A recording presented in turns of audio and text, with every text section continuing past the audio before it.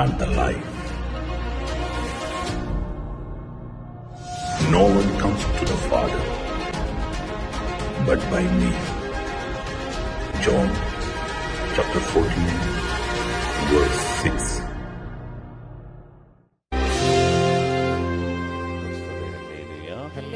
പലതരം പറ്റി പറയാമോ? Hallelujah, hallelujah, hallelujah, hallelujah.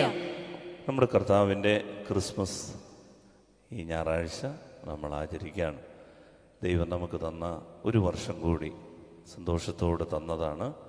നമുക്ക് സന്തോഷത്തോടെയും ആനന്ദത്തിൻ്റെയും കാലയളവാണ്. നമ്മുടെ ഏറ്റവും വലിയ സന്തോഷവും ആനന്ദവും നമ്മൾ അനുഭവിക്കുന്നത് നമ്മൾ കർത്താവിനോടൊത്ത് ജീവിക്കുമ്പോഴാണ്. അതങ്ങനെ ഈശോടൊത്ത് ജീവിക്കാൻ ദൈവം നമുക്ക് തരുന്ന ഒരു സന്ദേശം സ്വീകരിച്ചുകൊണ്ട് അവിടുത്തെ അനുഗ്രഹം, ആശീർവാദം സ്വീകരിക്കാം. പ്രിയപ്പെട്ട ദൈവമക്കളെ, നമ്മുടെ കർത്താവ് നമ്മളെ വെറും കൈയോടെ ഒരിക്കലും പറഞ്ഞയക്കില്ല. നമ്മൾ വിശ്വസിക്കണം. നമ്മൾ ഈ ആലയത്തിൽ വന്ന് ദൈവത്തെ ആരാധിക്കുമ്പോൾ ഒരിക്കലും നിരാശപ്പെടരുത്. എൻ്റെ ദൈവം എന്നെ മാത്രം ഒന്ന് തൊടുന്നില്ലല്ലോ, എനിക്ക് മാത്രം ഒരു അനുഗ്രഹം ഇല്ലല്ലോ, എൻ്റെ കർത്താവ് എന്നെ എന്താ ഇങ്ങനെ ഉപേക്ഷിക്കുന്നത്, എന്നെ മാത്രം കാണാൻ കർത്താവിന് കണ്ണില്ലേ എന്നൊന്നും ആരും ചിന്തിക്കരുത്, നിരാശപ്പെടരുത്. ദൈവം തൻ്റെ ആശീർവാദം ആരിൽ നിന്നും മാറ്റി നിർത്തില്ല. ദൈവമാണോ നമ്മളെ ഇവിടേക്ക് വിളിച്ചത്? ദൈവമാണോ ആകർഷിച്ചെത്തിച്ചത്? അങ്ങനെയെങ്കിൽ ദൈവം ഒരിക്കലും നമ്മളെ കൈവിടില്ല. ദൈവത്തിൻ്റെ ആശീർവാദം നമുക്ക് നിർബന്ധമായും ദൈവം തന്നിരിക്കും. Hallelujah, hallelujah, hallelujah, hallelujah. കാരണം നമുക്കറിയാം, പെന്തക്കോസ്താ ദിനം സമാഗതമായപ്പോൾ അവരെല്ലാവരും ഒരുമിച്ച് കൂടിയിരിക്കുകയായിരുന്നു. പെട്ടെന്ന് കൊടുങ്കാറ്റടിക്കുന്നത് പോലൊരു ശബ്ദം. വചനം പറയാണ്, അവരെല്ലാവരും പരിശുദ്ധാത്മാവിനാൽ നിറഞ്ഞു. ഒരാളെ എന്നാൽ ദൈവം മാറ്റി നിർത്തിയില്ല, എല്ലാവർക്കും പരിശുദ്ധാത്മാവിനെ കിട്ടി. അങ്ങനെയെങ്കിൽ ദൈവമാണ് നിങ്ങളെ ഇവിടെ എത്തിച്ചതെങ്കിൽ ദൈവം നിങ്ങളെ അനുഗ്രഹിക്കാതെ വിടില്ല. Hallelujah, hallelujah, hallelujah, hallelujah. എൻ്റെ പിതാവിനാൽ ആകർഷിക്കപ്പെട്ടാലല്ലാതെ ആർക്കും എൻ്റെ അടുത്ത് വരാൻ പറ്റില്ല. അങ്ങനെയെങ്കിൽ ഇവിടേക്ക് വന്നത് ദൈവം നമ്മളെ ക്ഷണിച്ചതുകൊണ്ടാണ്, ആകർഷിച്ചതുകൊണ്ടാണ്. അങ്ങനെയെങ്കിൽ ദൈവം നമ്മളെ വെറും കൈയോടെ പറഞ്ഞയക്കില്ല. സന്തോഷത്തോടെ, ശങ്കിക്കാതെ, ദൈവസന്നിധിയിൽ സംശയമില്ലാതെ ഇരിക്കണം. കർത്താവ് നമ്മളെ അനുഗ്രഹിക്കുക തന്നെ ചെയ്യും. Hallelujah, hallelujah, hallelujah, hallelujah. സ്നേഹമുള്ളവരെ, നമ്മുടെ കർത്താവ് നമുക്ക് ഇന്ന് തരുന്ന ഒരു വചനം മത്തായിയുടെ സുവിശേഷം, വിശുദ്ധ മത്തായിയുടെ ശ്ലീഹായുടെ സുവിശേഷം 1-ാം അധ്യായം 21-ാം വാക്യമാണ്.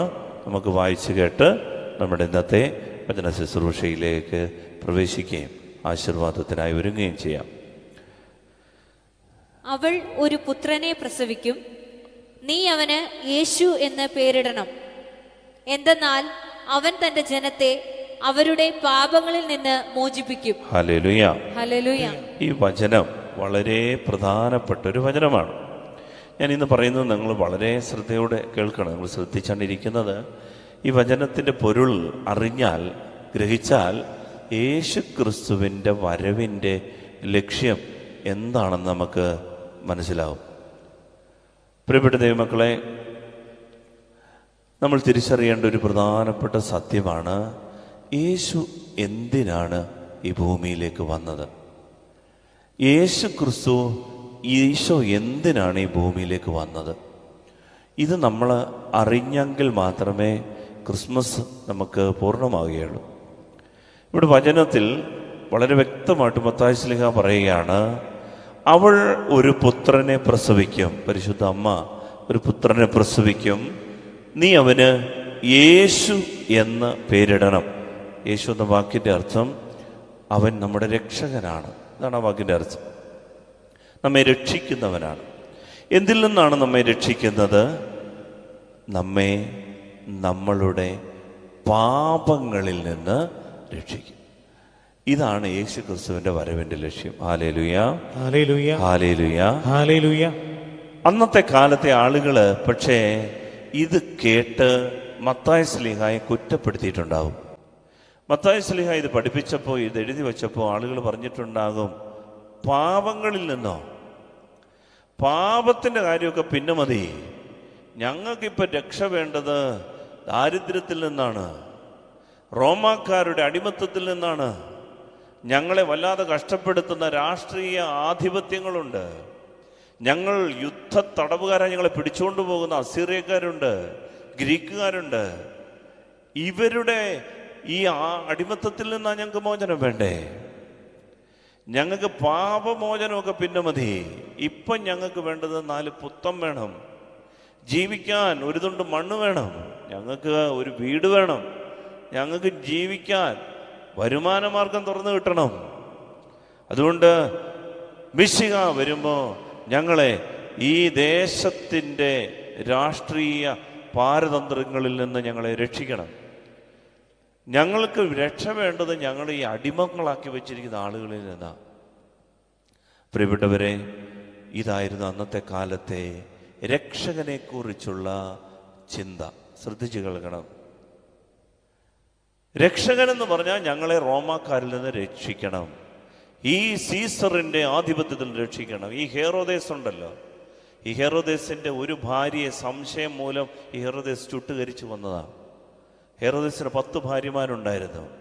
ഈ ഹെറോദിൻ്റെ മക്കളായിരുന്നു ഹെറോദ് അന്തിപ്പാസ്, ഹെറോദ് അർക്കലാവുസ്, ഫിലിപ്പ്, ഇങ്ങനെ ഒത്തിരി മക്കളുണ്ട്. എല്ലാവർക്കും ഓരോ പ്രവിശ്യകളൊക്കെ തിരിച്ചു കൊടുത്തു. ഈ ഹെറോദേസ് എന്ന് പറഞ്ഞാൽ ക്രൂരനാ. ഈശോയുടെ കാലത്ത് കുഞ്ഞുങ്ങളെ കൊന്ന ഹെറോദേസ്, ഈശോയുടെ ശിശുവധം നടത്തിയ ഹെറോദേസ് എന്ന് പറഞ്ഞ ക്രൂരനായ ഒരു മനുഷ്യനാ. ഈ ഹെറോദേസിന്റെ അടിമത്തത്തിൽ ഞങ്ങളെ മോചിപ്പിക്കണം. ഈ വലിയ ഈ സീസറിന്റെ അടിമത്തത്തിൽ നിന്ന്, ചക്രവർത്തിയുടെ അടിമത്തത്തിൽ ഞങ്ങളെ മോചിപ്പിക്കണം. ഇതായിരുന്നു പ്രിയപ്പെട്ടവരെ ഇവരുടെ ലക്ഷ്യം. ഈ ഞെരുക്കം കണ്ടിട്ടാണ് ഇവരെങ്ങനെയും രക്ഷപ്പെടണമെന്ന് ആഗ്രഹിച്ചത്. പക്ഷേ ദൈവം എന്താ പറഞ്ഞെന്നറിയാമോ? മക്കളെ, ഞാൻ രക്ഷകനെ അയക്കുന്നത് പാപത്തിൽ നിന്ന് നിങ്ങളെ മോചിപ്പിക്കാനാണ്. സ്വാഭാവികമായിട്ടും ഈ പ്രതീക്ഷയോടിരുന്ന ജനം മുഴുവനും നിരാശപ്പെട്ടിട്ടുണ്ടാവും. അവർക്ക് വേണ്ടിയിരുന്നത് 4 പുത്തൻ തരുന്ന, ഞങ്ങളെ ഈ സാമ്പത്തിക ക്ലേശത്തിൽ നിന്ന് രക്ഷപ്പെടുത്തുന്ന, ഞങ്ങളെ രാഷ്ട്രീയ അടിമത്തത്തിൽ മോചിപ്പിക്കുന്ന ഒരു രക്ഷകനെയാണ്. എന്തുകൊണ്ടാണ് ദൈവം ഇങ്ങനെ ഒരു കാര്യം പറഞ്ഞത്? ഇതാണ് നമ്മൾ ശ്രദ്ധിക്കേണ്ടത്. പ്രിയപ്പെട്ട ദൈവമക്കളെ, മനുഷ്യൻ അനുഭവിക്കുന്ന ദുരിതങ്ങൾക്കും ദുരന്തങ്ങൾക്കും അനുഭവിക്കുന്ന പ്രതിസന്ധികൾക്കും അനുഭവിക്കുന്ന ക്രമരാഹിത്യങ്ങൾക്കും മനുഷ്യൻ അനുഭവിക്കുന്ന അസമാധാനത്തിനും അസന്തുഷ്ടിക്കും നിരാശകൾക്കും ബൈബിൾ, സ്വർഗം, ദൈവം, യേശു പറയുന്ന കാരണം ഒന്നേയുള്ളൂ. അതിൻ്റെ പേരാണ് പാപം. Hallelujah, hallelujah, hallelujah. ഇതാണ് ബൈബിളിന്റെ പാഠം. മനുഷ്യൻ അനുഭവിക്കുന്ന എല്ലാ ക്രമം തെറ്റുന്ന ജീവിത ശൈലികൾക്കും, എല്ലാ ദുരന്തങ്ങൾക്കും, വേട്ടയാടപ്പെടലിനും, എല്ലാ ഇരയാക്കൽപ്പെടലിനും, അടിമത്തങ്ങൾക്കും കാരണം ദൈവവുമായിട്ടുള്ള മനുഷ്യന്റെ ബന്ധം മുറിഞ്ഞു. ദൈവവുമായിട്ടുള്ള മനുഷ്യന്റെ ബന്ധം തിരികെ പിടിച്ചാൽ എല്ലാം ക്രമപ്പെട്ടുകൊള്ളും. Hallelujah, hallelujah, hallelujah, hallelujah, hallelujah, hallelujah. മനസ്സിലേക്ക് ആഴത്തിൽ പ്രവേശിക്കേണ്ട ഒരു കാര്യമാ പ്രിയപ്പെട്ടവരെ. ദൈവവുമായി ഒരു ബന്ധമുണ്ടെങ്കിൽ മുഖം വാടില്ല, കണ്ണിൽ ഇരുട്ട് കയറില്ല. ദൈവവുമായൊരു ബന്ധം നീ തിരികെ പിടിച്ചാൽ നിന്റെ മനസ്സിൽ മ്ലാനത വരില്ല. ഒരുപക്ഷെങ്കിൽ കാണാൻ ഇത്തിരി സൗന്ദര്യം കുറവാണെങ്കിലും, നിറമിത്തിരി മങ്ങിയതാണെങ്കിലും, അല്പം സൗന്ദര്യം വിട്ടുനിന്നാലും മുഖത്ത് ഒരു തലയെടുപ്പ്, മനസ്സിൽ ഒരു ധൈര്യം, ഈ ഭൂമിയുടെ ഏത് വെല്ലുവിളികളെ നേരിടാൻ ഒരു കൃപ നിന്നെ പൊതിയും. ഇതാണ് പാപമില്ലാത്ത അവസ്ഥ. ഇതിനു വേണ്ടിയിട്ടാണ് യേശു ക്രിസ്തു ഭൂമിയിലേക്ക് വന്നത്. Hallelujah, hallelujah, hallelujah, hallelujah. സ്നേഹമുള്ളവരെ, നമ്മൾ തിരിച്ചറിയേണ്ട പ്രധാനപ്പെട്ട കാര്യം, ദൈവം നമുക്ക് തരുന്ന ഈ സുവിശേഷം ഇതാണ്. അവൻ വന്നിരിക്കുന്നത് തൻ്റെ ജനത്തെ അവരുടെ പാപങ്ങളിൽ നിന്ന് മോചിപ്പിക്കാനാണ്. ഈ ബന്ധനത്തിൽ നിന്ന് മോചനമുണ്ടെങ്കിൽ എല്ലാം ക്രമപ്പെട്ടുകൊള്ളും. കാരണം ഞാൻ 5 കാര്യങ്ങൾ വളരെ പെട്ടെന്ന് നിങ്ങളോട് പറയാം. ദൈവമല്ല നമ്മളെ ശിക്ഷിക്കുന്നത്, നമ്മുടെ പാപമാണ് നമ്മളെ ശിക്ഷിക്കുന്നത്. അതുകൊണ്ടാണ് ഈ ദുരിതം. നമ്മൾ വിചാരിക്കുക, എന്താ ഈ കടം, എന്താ ഈ രോഗം, എന്താ വഴിയൊന്നും തെളിയാത്ത, എന്താ ഈ നിരാശ, എന്താ മനസ്സിനൊരു സമാധാനം ഇല്ലാത്ത, എന്തുകൊണ്ടാണ് മറ്റുള്ളവർ എന്നെ ഇങ്ങനെ ഇട്ട് കളിയാക്കിക്കൊണ്ടിരിക്കണേ, കുറ്റപ്പെടുത്തിക്കൊണ്ടിരിക്കുന്നേ, നിരന്തരം എന്നെ ഇങ്ങനെ പീഡിപ്പിച്ചുകൊണ്ടിരിക്കുന്നേ? പ്രിയപ്പെട്ടവരെ, കാരണം ദൈവവുമായിട്ടുള്ള നമ്മുടെ ബന്ധം മുറിഞ്ഞാൽ പിന്നീട് നമുക്കൊരിക്കലും വളർച്ച ഉണ്ടാവില്ല. Hallelujah, hallelujah, hallelujah. നമുക്ക് ഇന്ന് ഈ വിഷയം വളരെ പ്രധാനപ്പെട്ടതായിട്ട് എടുക്കണം. ഈ ക്രിസ്മസ് കാലയളവിൽ നന്നായിട്ട് കുമ്പസാരിച്ച് നമ്മൾ നല്ലൊരു ക്രിസ്മസിന് വേണ്ടി ഒരുങ്ങണം. അതിനു വേണ്ടിയിട്ടാണ് ഈശോ നമ്മളെ ഇന്ന് ക്ഷണിച്ചിരിക്കുന്നത്. എങ്കിൽ മാത്രമേ ക്രിസ്മസിന്റെ പൊരുള്, അതിന്റെ കൃപ നമുക്ക് തിരിച്ചറിയാൻ പറ്റുകയുള്ളൂ. Hallelujah, hallelujah. ദൈവം വളരെ സീരിയസ് ആയിട്ട് ഇത് എടുക്കാൻ കാര്യം എന്താണെന്നറിയാം? പാപം ദൈവം ഗൗരവത്തോടെ എടുക്കും. കാരണം എന്താണെന്നറിയാമോ? പാപവുമായിട്ട് നമ്മൾ ജീവിച്ചാൽ നമുക്കൊരിക്കലും ഐശ്വര്യം ഉണ്ടാവുകയില്ല. നമ്മൾ വിചാരിക്കുക എൻ്റെ ദൈവമാണ് നമ്മളെ പരീക്ഷിക്കുന്നത്, ദൈവമായിട്ട് ശിക്ഷിക്കുന്നത്. അങ്ങനല്ല. ബൈബിൾ സൂക്ഷ്മമായിട്ട് വീക്ഷിച്ചാൽ മനസ്സിലാകും, ദൈവം ശിക്ഷിക്കില്ല, പക്ഷേ നമ്മുടെ പാപം നമ്മളെ വേട്ടയാടും. അതുകൊണ്ട് വളരെ ഗൗരവത്തോടെ ദൈവം ഈ പാപത്തെ എടുക്കും. കാരണം എൻ്റെ കുഞ്ഞിനെ ഈ പാപമിട്ട് ഇണ്ണാറ എണ്ണിക്കുന്നത്, എൻ്റെ കുഞ്ഞിനെ ഈ ദുരിതപ്പെടുത്തുന്നതെല്ലാം ഈ പാപമാണെന്നറിയാവുന്ന ദൈവം പാപത്തെ വെറുക്കും. പാപിയെ സ്നേഹിക്കും, പാപത്തെ വെറുക്കും. അതുകൊണ്ട് ദൈവം എപ്പോഴും പറയും, മക്കളെ പാപത്തിൽ നിന്ന് മാറി നടക്കണേ, പാപത്തിൽ നിന്ന് ഒഴിഞ്ഞു നിൽക്കണേ.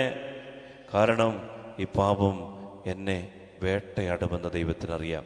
അതുകൊണ്ട് ദൈവം മുന്നറിയിപ്പുകൾ നൽകുന്നത് ശ്രദ്ധിക്കണം നമ്മൾ. ചിലർക്കിത് തമാശയാണ്, എന്ത് ഈ പാപം എന്നൊക്കെ പറയുന്നേ. ചിലർക്കിത് ഒളിക്കാനറിയാം, ചിലർക്കിത് മറയ്ക്കാനറിയാം. ചിലർ പാപമൊന്നും ഇല്ലയെന്ന് പറഞ്ഞുകൊണ്ട് നടക്കും. പക്ഷേ ദൈവം എന്താ പറയുന്നതെന്നറിയാമോ? ജെറമ്യായുടെ പുസ്തകം 17-ാം അധ്യായം 1-ാം തിരുവചനം. ജെറമ്യ 17:1 പറയും, യൂദായുടെ പാപം, വായിച്ചേ, യൂദായുടെ പാപം നാരായം കൊണ്ട് എഴുതിയിരിക്കുന്നു, വജ്രമുന കൊണ്ട് അവരുടെ ഹൃദയഭിത്തികളിലും അവരുടെ ബലിപീഠങ്ങളുടെ കൊമ്പുകളിലും കൊത്തിവെച്ചിരിക്കുന്നു. യൂദാ പറഞ്ഞത് നമ്മളെയാ.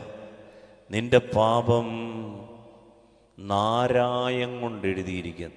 പണ്ട് ഈ ആശാൻ പള്ളിക്കൂടത്തിലൊക്കെ പഠിച്ചവർക്കറിയാം, എഴുത്തോലയിൽ ഈ ആശാൻ നാരായം കൊണ്ട് ഇങ്ങനെ ഇങ്ങനെയൊക്കെ എഴുതുന്നത് ഒരുതരം ഒരു കുന്തമാണത്, സൂചിമന. ദൈവം പറയാണ്, പാപത്തെ നാരായം കൊണ്ടിങ്ങനെ എഴുതി വെക്കുമെന്ന്. എന്ന് പറഞ്ഞാൽ തൊണ്ടിട്ട് ഒരച്ചാലും കാരമിട്ട് തേച്ചാലും ഇത് മായുകയില്ല. ഈ എഴുത്തോലയ്ക്ക് ഒരു തലക്കെട്ടൊക്കെ കെട്ടി ഈ ഓലയിൽ ഈ നാരായം കൊണ്ട് എഴുതിയിട്ട് മഞ്ഞളും കൂടെ അങ്ങോട്ട് തേച്ച് കഴിഞ്ഞാൽ അതേ പിന്നെ മായുകയില്ല, അവിടെ ഇരിക്കും. ഇതിങ്ങനെ എഴുതി വച്ചിരിക്കാൻ കാര്യം എന്താ പറയുന്നേ? പാപം വളരെ ഗൗരവത്തോടെ ദൈവം എടുക്കുന്നുണ്ട്. ദൈവത്തിന് ഇത് വളരെ സീരിയസ് ആയിട്ടൊരു വിഷയമാണ്. നമുക്കിത് തമാശയാണെങ്കിലും ചെറിയ പാപം പോലും, പ്രിയപ്പെട്ട ദൈവമക്കളെ, ദൈവം ഇതിങ്ങനെ പറയാൻ കാര്യം എന്താണെന്നറിയാവോ? ഈ പാപം ഇത് ഏറ്റുപറയാതിരുന്നാൽ, ഇത് നമ്മൾ ഏറ്റുപറയാത്ത പാപം നമ്മളെ ജീവിതത്തെ ഇട്ട് കശക്കിക്കളയും. അതുകൊണ്ടാണ് യേശുക്രിസ്തു ഭൂമിയിലേക്ക് വന്നത്, ഈ പാപത്തിൽ നിന്ന് നമ്മെ മോചിപ്പിക്കാനാണ്. Hallelujah, hallelujah, hallelujah, hallelujah. പ്രഭാഷകന്റെ പുസ്തകം 7-ാം അധ്യായത്തിന്റെ 8-ാം വാക്യത്തിൽ പറയും, പ്രഭാഷകൻ 7-ാം അധ്യായം 8-ാം വാക്യം, പാപം ആവർത്തിക്കരുത്, ആദ്യത്തേതുപോലും ശിക്ഷിക്കപ്പെടാതെ ഇരിക്കുകയില്ല. പാപം ആവർത്തിക്കരുത്. ഒരു പാപം ചെയ്തു പോയി, പറ്റിപ്പോയി, അന്നേരം അങ്ങ് സോറി പറഞ്ഞോണം. വീണ്ടും അത് ആവർത്തിക്കരുത്. ഈശോയെ ഒന്ന് കുമ്പസാരിച്ച് മോചനം പ്രാപിച്ചോണം. അത് ആവർത്തിച്ചാൽ കർത്താവ് പറയാണ്, ആദ്യത്തേത് പോലും സീരിയസ് ആയിട്ട് എടുക്കും. ദൈവത്തിന് ഇത് വലിയ വിഷയമാണ്. വിഷയം എന്ന് പറഞ്ഞു കഴിഞ്ഞാൽ ദൈവത്തിന് എന്തെങ്കിലും നഷ്ടപ്പെടുന്നത് കൊണ്ടല്ല, മറിച്ച് നമ്മൾ കിടന്ന് കഷായിക്കേണ്ടി വരും. ഇതാണ് എൻ്റെ പ്രിയപ്പെട്ട ദൈവമക്കളെ, നമ്മളെ ദൈവമല്ല ശിക്ഷിക്കുന്നത്, ഈ പാപം നമ്മളെ വേട്ടയാടും. അപ്പൊ ചോദിച്ചു, ഇതെന്താ വേട്ടയാടാൻ കാര്യം? സ്നേഹമുള്ളവരെ, പാപം എന്ന് പറയുന്നത് ദൈവത്തിൻ്റെ ജീവൻ മുറിച്ചു മാറ്റപ്പെടുകയാണ്. ദൈവത്തിൻ്റെ ജീവൻ നമ്മിൽ മാനിഫെസ്റ്റ് ചെയ്യാതിരുന്നാൽ നമ്മൾ ഈ ലോകത്തിൻ്റെ മുഴുവൻ ഞെരുക്കങ്ങളിൽ പെട്ടുപോകും. ഈ ഭൂമിയിൽ നമ്മളെ പിടിച്ചു നിർത്തുന്നത് ഈ ദൈവീക ജീവനാ. ഈ ദൈവീക ജീവൻ നമുക്ക് അറ്റുപോയാ പിന്നെ നമ്മൾ കിടന്ന് കഷായിക്കേണ്ടി വരും. ഇത്രേ ഉള്ളൂ, സിമ്പിൾ ലോജിക്. നമ്മൾ പാപം ചെയ്യുന്നത് വഴി ദൈവത്തിന്റെ ജീവൻ നഷ്ടപ്പെടും. അതുകൊണ്ടാണ് കുരിശിൽ അവൻ കിടന്ന് പിടയുന്നത് കണ്ടേ, പാപത്തിന്റെ റിസൾട്ടാണത്. അവൻ സഹിച്ച അതിദാരുണമായ പീഡ എന്ന് പറയുന്നത് നമ്മൾ ചെയ്ത പാപത്തിന്റെ റിസൾട്ടാ അത്. അതുകൊണ്ട് അത്രമേൽ ദാരുണമായ ഭീകരമായ അവസ്ഥയാണിത്. അതുകൊണ്ടാണ് അവൻ കിടന്ന് 3 നാഴിയിൽ കിടന്ന് പിടഞ്ഞത്. അത്രമേൽ ഗൗരവമുള്ളൊരു വിഷയമായത്. ഇത് നിസ്സാരമല്ല. അതുകൊണ്ട് ഈ അന്ത്യകാലഘട്ടങ്ങളിൽ നാം ചിന്തിക്കേണ്ടത്, പ്രിയപ്പെട്ട ദൈവമക്കളെ, നമ്മുടെ ആത്മാക്കൾ എങ്ങനെയും രക്ഷപ്പെടാൻ വേണ്ടി ശ്രദ്ധിക്കണം. നമ്മൾ നിസ്സാരമായ ഒരു കാര്യം ഞാൻ നിങ്ങളോട് പറയാം. നിസ്സാരമായ ഒരു കാര്യം, അത് ഈ ബൈബിളിലെ പഴയ നിയമത്തിലെ ഒരു സംഭവം. സങ്കീർത്തനം 90-ാം സങ്കീർത്തനം. അതിനകത്ത് അതിന്റെ ഹെഡിങ് ഒന്ന് വായിക്കാമോ? 90-ാം സങ്കീർത്തനത്തിന്റെ ഹെഡിങ് ഒന്ന് വായിക്കാമോ? അനശ്വരനായ ദൈവവും നശ്വരനായ മനുഷ്യനും. അതാണ് അതിന്റെ ഹെഡിങ്. അനശ്വരനായ ദൈവവും നശ്വരനായ മനുഷ്യനും എന്ന് പറഞ്ഞാല് അതിനകത്തൊരു ചെറിയ ഹെഡിങ് ഉണ്ട്. അതൊന്ന് വായിക്കാമോ? ദൈവപുരുഷനായ മോശയുടെ പ്രാർത്ഥന. ദൈവപുരുഷനായ മോശയുടെ പ്രാർത്ഥന എന്ന് പറഞ്ഞാൽ, ഈ പ്രാർത്ഥന ദൈവശാസ്ത്രജ്ഞന്മാർ പറയുന്നത് മോശയുടെ ഒരു സഹോദരനായിരുന്നു അഹറോൻ മരിച്ചപ്പോൾ അഹറോന്റെ ഡെഡ് ബോഡി കൊണ്ടുവന്ന് വീട്ടിൽ വെച്ച് പാടിയ സങ്കീർത്തനമാണിതെന്നാണ് പറയുക. കാരണം അതിനകത്ത് ചില വാക്കുകളൊക്കെ ഉണ്ട്. ഇതൊരു ചരമഗീതമാണ്. നമ്മൾ പാടാറില്ലേ, ഡെഡ് ബോഡിയൊക്കെ വീട്ടിൽ കൊണ്ടുവച്ചിട്ട് സമയമാ രഥത്തിൽ ഞാൻ. പേടിയാണോ പാട്ട് പാടാൻ? ഈ പാട്ട് ആരും പാടാറില്ല, പേടിയാണെന്ന്. അവിടെ അതുപോലുള്ള ഒരു പാട്ടായിരുന്നു മോശ പാടിയ പാട്ടാണ് ഈ 90-ാം സങ്കീർത്തനം. അതിനകത്ത് 3-ാമത്തെ വാക്യം വായിക്കാമോ? മനുഷ്യനെ അവിടുന്ന് പൊടിയിലേക്ക് മടക്കി അയക്കുന്നു. അതായത് അഹറോന്റെ ഡെഡ് ബോഡി ഇങ്ങനെ വെച്ചിട്ട് മോശ പാടുകയാണ്, മനുഷ്യനെ, അഹറോനെ അങ്ങ് പൊടിയിലേക്ക് മടക്കി അയച്ച്. വീണ്ടും 5-ാം വാക്യം, അവിടുന്ന് മനുഷ്യനെ ഉണരുമ്പോൾ മാഞ്ഞു പോകുന്ന സ്വപ്നം പോലെ തുടച്ചു മാറ്റുന്നു. പ്രഭാതത്തിൽ മുള നീട്ടുന്ന പുല്ലുപോലെയാണവൻ. മനുഷ്യന്റെ ആയുസിന്റെ പരിമിതിയെ കുറിച്ചാണ് പറയുക. 10-ാം വാക്യമോ, ഞങ്ങളുടെ ആയുഷ്കാലം 70 വർഷമാണ്, ഏറിയാൽ 80. എന്നിട്ടും അക്കാലം അത്രയും അധ്വാനവും ദുരിതവുമാണ്. കർത്താവേ എന്നല്ലേ നമ്മൾ പാടുന്നല്ലേ, 70 80 മാത്രം നീളുമായുസ്സതു നിനച്ചാൽ കഷ്ടത മാത്രം. അതെ, ഇത് സങ്കീർത്തനം നമ്മൾ പാടുന്നേ. മോശ പാടുകയാണ്, കർത്താവേ മനുഷ്യന്റെ ആയുസ് ഇത്രമേൽ പരിമിതമായ ഒരു ആയുസാണേ എന്നിങ്ങനെ പ്രാർത്ഥിക്കുക. അതിനകത്ത് 12-ാമത്തെ വാക്യത്തിൽ എന്താണ് വായിക്കുന്നത് അറിയാമോ? 12-ാം വാക്യം, ഞങ്ങളുടെ ആയുസിന്റെ ദിനങ്ങൾ എണ്ണാൻ ഞങ്ങളെ പഠിപ്പിക്കണമേ. അതാണ് ഈ ചരമഗീതമായതുകൊണ്ടാണ് മോശ പ്രാർത്ഥിച്ചത്, ദൈവമേ ഞങ്ങളുടെ ആയുസിന്റെ ദിനങ്ങൾ എണ്ണാൻ ഞങ്ങളെ പഠിപ്പിക്കണമേ. എന്നിട്ട് അതിനകത്ത് 8-ാമത്തെ വാക്യം നമ്മൾ ഒന്നുകൂടെ ശ്രദ്ധിച്ച് വായിക്കാൻ പോവാണേ. മോശ പ്രാർത്ഥിച്ചതാണ്. മോശ ഈ അഹറോന്റെ ഡെഡ് ബോഡിയൊക്കെ മുൻപിൽ വെച്ചിട്ട് ഇങ്ങനെ പ്രാർത്ഥിക്കുകയാണ്, കർത്താവേ ഞങ്ങളുടെ ആയുസ് നിങ്ങളുടെ മുൻപിൽ പുക പോലാണ്, പുല്ലുപോലാണ്, പെട്ടെന്ന് തീരുക. ഞങ്ങളുടെ ആയുസിൻ്റെ ദിനങ്ങൾ എണ്ണാൻ പഠിപ്പിക്കണേ കർത്താവേ. എപ്പോൾ വേണേലും മരിക്കും കർത്താവേ. മരണം എപ്പോൾ വേണേലും സംഭവിക്കും. ഞങ്ങളുടെ ബത്തേരി രൂപതയിലെ നമ്മുടെ ബത്തേരി രൂപതയിലെ മിടുക്കനായ ഒരു വൈദികൻ കഴിഞ്ഞ ദിവസം അറ്റാക്ക് വന്ന് മരിച്ചു. അദ്ദേഹം ശനിയാഴ്ച വൈകിട്ട് സന്ധ്യാനമസ്കാരം കഴിഞ്ഞ് ജപമാലയും ചൊല്ലി സന്തോഷത്തോடு പോയി കിടന്നാണ്. അടുത്ത ദിവസത്തെ പ്രസംഗവുമൊക്കെ ഒരുങ്ങി വിശുദ്ധ കുർബാന ചൊല്ലാൻ വേണ്ടി ആഗ്രഹിച്ച് അങ്ങനെ പോയി കിടന്നാണ്. ആ രാത്രി ഉണർന്നില്ല. നിങ്ങളത് കണ്ടായിരുന്നോ? ജോർജ് പൊക്കത്തായി അച്ഛൻ. ഞാൻ കഴിഞ്ഞ ഒരു 5-6 മാസം മുമ്പ് ബത്തേരിയിലെ വൈദികരെ ധ്യാനിപ്പിക്കാനായിട്ട് പോയപ്പോൾ ഈ അച്ഛൻ മുന്നിൽ വന്നിരുന്ന് ഞാൻ ഓർക്കുന്നുണ്ട് അച്ഛന് ആ അച്ഛൻ വന്ന് ധ്യാനമൊക്കെ കൂടുകയും എൻ്റെ അടുത്ത് വന്ന് പ്രത്യേകം കൗൺസിലിംഗ് ഒക്കെ നടത്തുകയും ഒക്കെ ചെയ്ത അച്ഛനാണ്. അപ്പം ഇത് മനുഷ്യൻ്റെ കാര്യം ഇത്രയേ ഉള്ളൂ. നമ്മൾ ഇത്രയുമേ ഉള്ളൂ. എല്ലാം ഒരുങ്ങി ഇങ്ങനെ നിൽക്കുമ്പോൾ വളരെ പെട്ടെന്ന് നമ്മൾ കടന്നു പോകും. എന്നിട്ട് 8ാമത്തെ വാക്യം ഒന്ന് വായിക്കാമോ?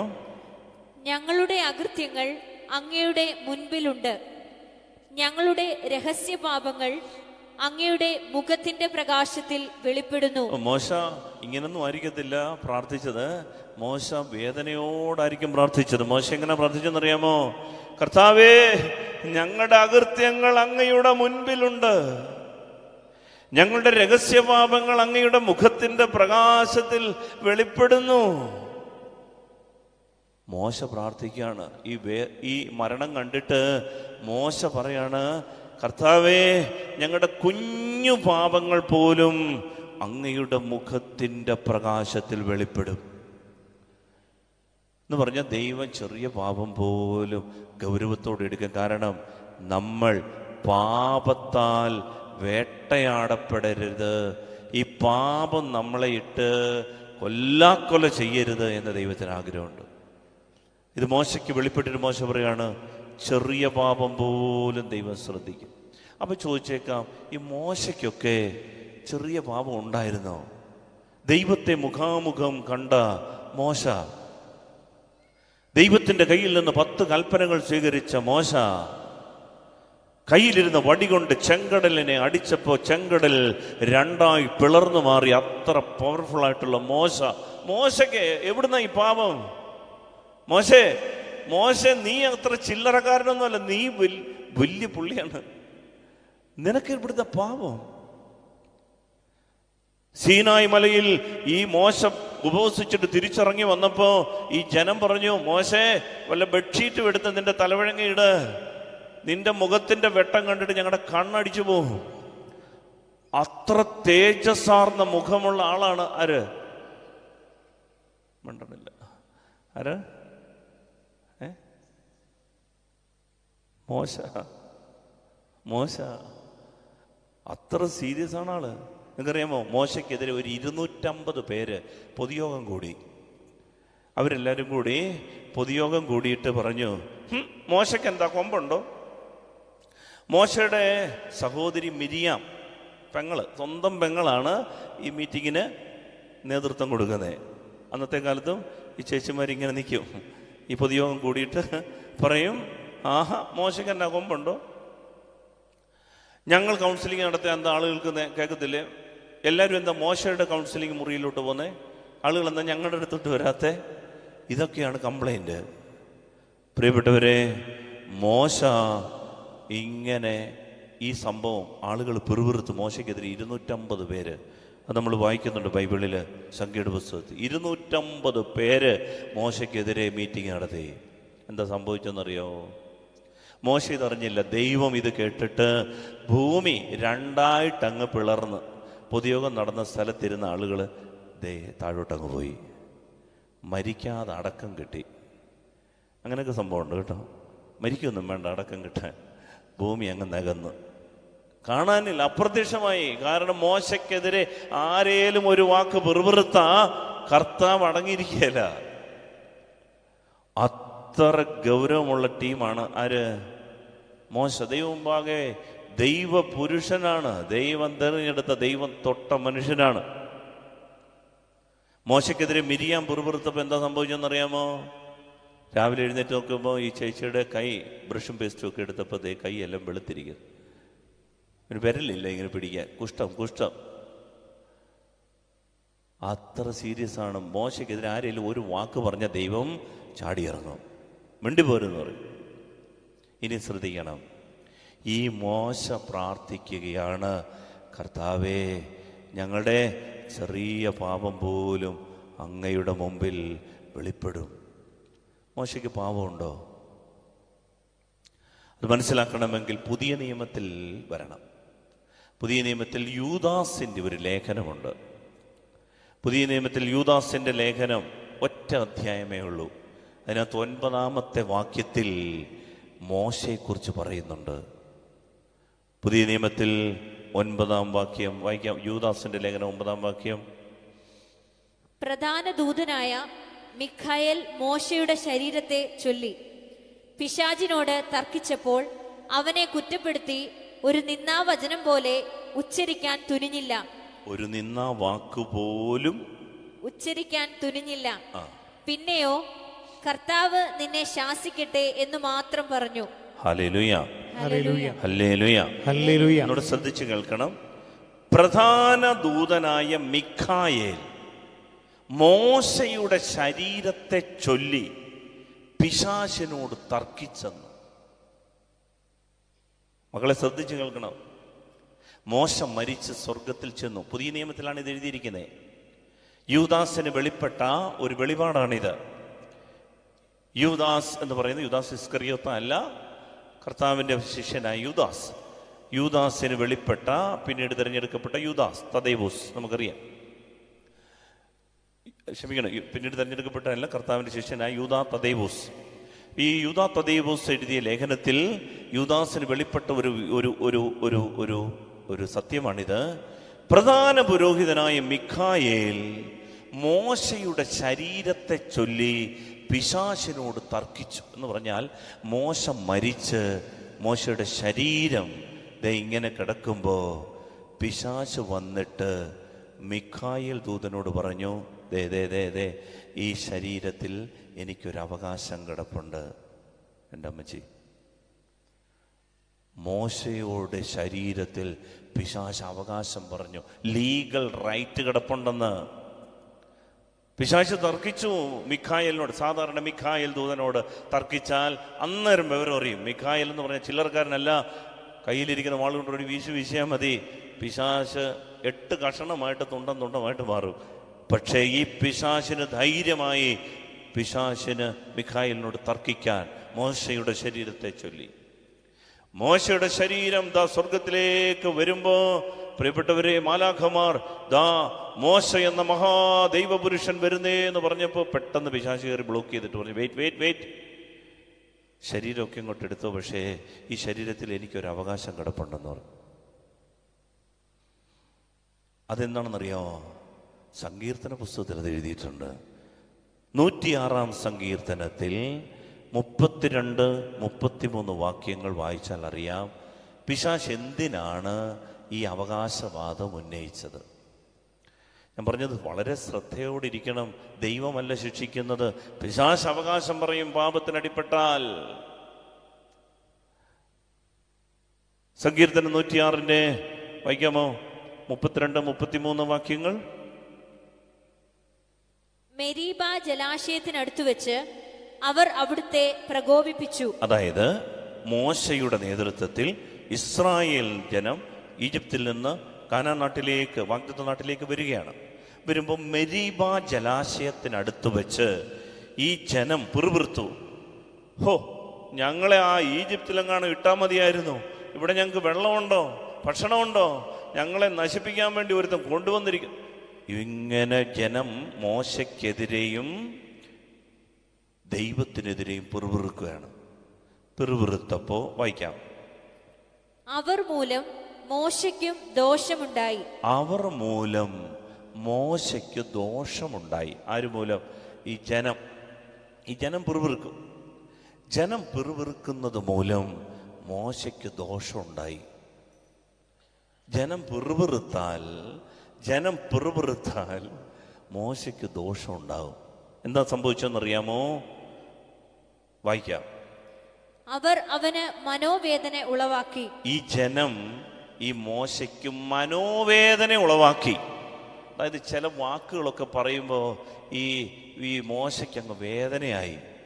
ഈ പാവപ്പെട്ട മനുഷ്യൻ ഈ ജനത്തെ മുഴുവനും ഈ ഫറവോന്റെ അടിമത്തത്തിൽ നിന്ന് കഷ്ടപ്പെട്ട് മോചിപ്പിച്ച് കൊണ്ടുവന്ന് ഈ ജനത്തെ മണലാരണ്യത്തിലൂടെ 1-2 വർഷമല്ല 40 വർഷം നടത്തി ഇങ്ങനെ കൊണ്ടുപോകുമ്പോൾ പ്രിയപ്പെട്ട ദൈവമക്കളെ, ഈ ജനം പിന്നെയും ഇയാളെ നോക്കിയിട്ട് പറയും, ഇയാൾ എന്തിനാ ഞങ്ങളെ ഇങ്ങോട്ട് കൊണ്ടുവന്നേ, കൊല്ലാനാണോ എന്നൊക്കെ പറയുമ്പോൾ ഒരു വേദന വരും.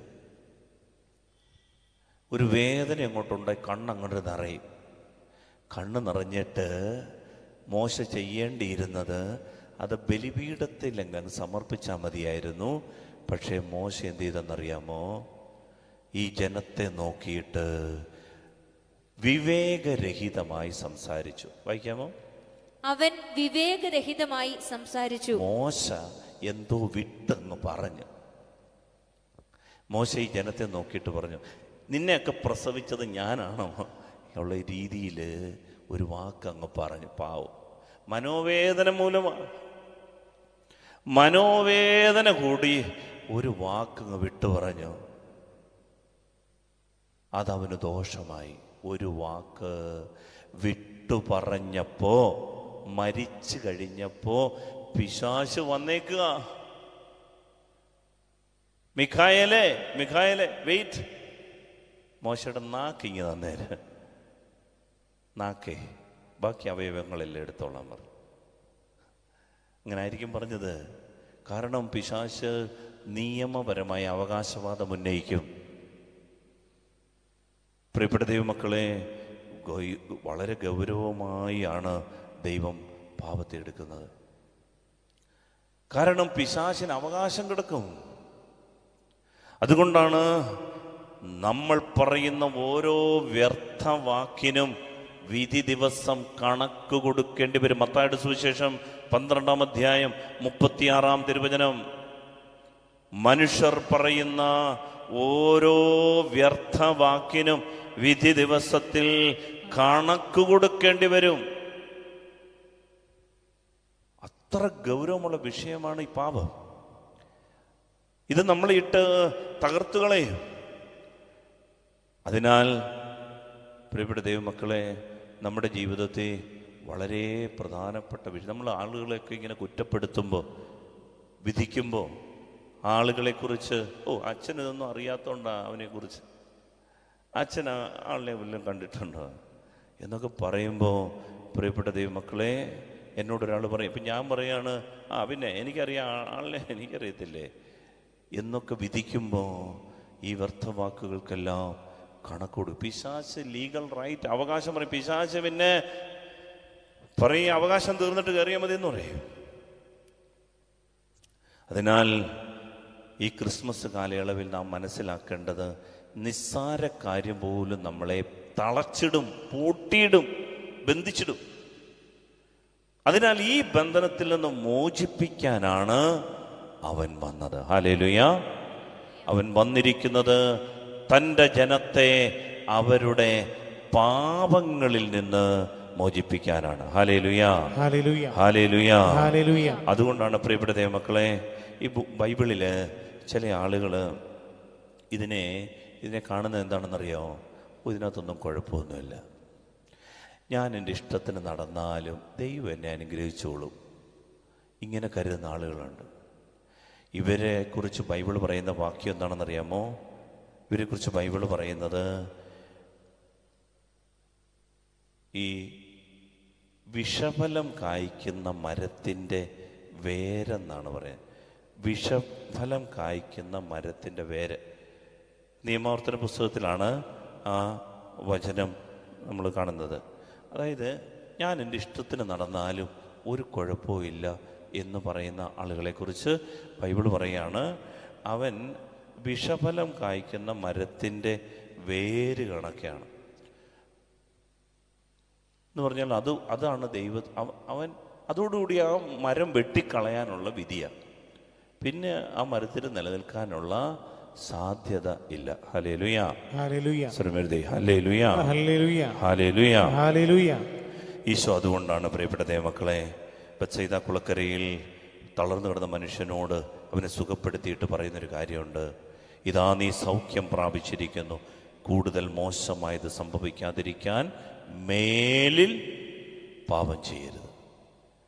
ഈശോയ്ക്ക് ഒറ്റ കാര്യമേ ഉള്ളൂ, നമ്മൾ പാപത്തിനടിപ്പെട്ടു പോയാൽ നമ്മളെ അത് വേട്ടയാടും. മേലിൽ പാപം ചെയ്യരുത്. പാപം ചെയ്താൽ പിന്നെ അനുദപിക്കാതെ നമുക്ക് മോചനമില്ല. അതുകൊണ്ട് യോഹന്നാന്റെ സുവിശേഷം 8-ാം അധ്യായത്തിൽ പാപിനിയെ ഈശോ മോചിപ്പിച്ചിട്ട് ഇങ്ങനെ പറയുന്നുണ്ട്, രക്ഷപ്പെടുത്തിയിട്ട് ഇങ്ങനെ പറയുന്നുണ്ട്, മോളെ ആരും നിന്നെ വിധിച്ചില്ലേ? ഇല്ല കർത്താവേ, ആരും എന്നെ വിധിച്ചില്ല. ഈശോ പറഞ്ഞു, ഞാനും നിന്നെ വിധിക്കുന്നില്ല. പക്ഷെ ഒരു വാക്യം കൂടെ കൂട്ടിച്ചേർത്തു, മേലിൽ പാപം ചെയ്യരുത്. കാരണം ഈശോയിൽ വിശ്വസിച്ചാൽ ഈ പാപം എന്നേക്കുമായി ഈശോ എടുത്തു മാറ്റിത്തരും. അവരൊന്നും പിന്നീട് പാപത്തിലേക്ക് വീണില്ല, കാരണം അവർ ഈശോയിൽ വിശ്വസിച്ച് ഈശോയിൽ ശരണപ്പെട്ടു. അതുകൊണ്ട് വളരെ പ്രധാനപ്പെട്ട കാര്യമാണ്, യേശുക്രിസ്തു വന്നത് 10 സെന്റ് സ്ഥലം തരാനല്ല, വിസ റെഡിയാക്കി തരാനല്ല. ഇതൊക്കെ 2-ാമത്തെ 3-ാമത്തെ കാര്യമാണ്.